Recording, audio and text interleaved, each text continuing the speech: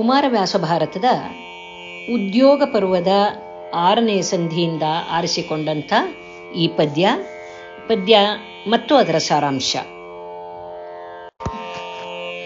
ಕ್ಷಮೆಗೆ ಸೇರುವರಲ್ಲ ಮೂರ್ಖರು ಕುಮತಿಗಳು, ಮುಂದರಿಯದವರು ಅಕ್ರಮವನೆಗಳಿದೆಡೆ ಅಳಿವೋದನ್ವಯದ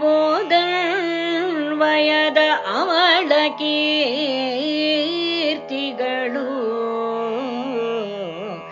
ನಮಗೆ ಹದನೆ ನಿನ್ನು ಸಂಧಿಯೋ ಸಮರವೋ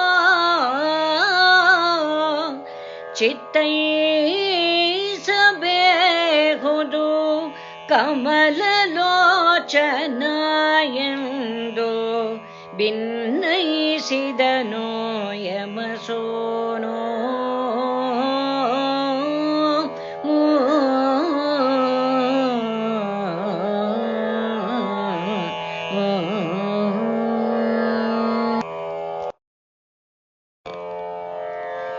ಈ ಪದ್ಯದ ಸಾರಾಂಶ ಹೀಗಿದೆ.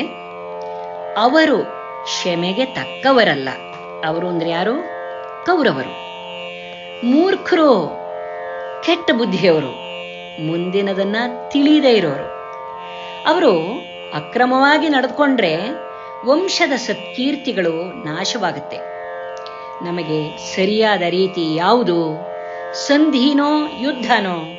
ಕೃಷ್ಣ ಹೇಳಪ್ಪ ನೀನು ಅಂತನ್ಬಿಟ್ಟು ತಿಳಿಸಬೇಕೆಂದು ಧರ್ಮರಾಯನು ವಿಜ್ಞಾಪಿಸಿದ. ಯಾರತ್ರ? ಕೃಷ್ಣನ ಹತ್ರ.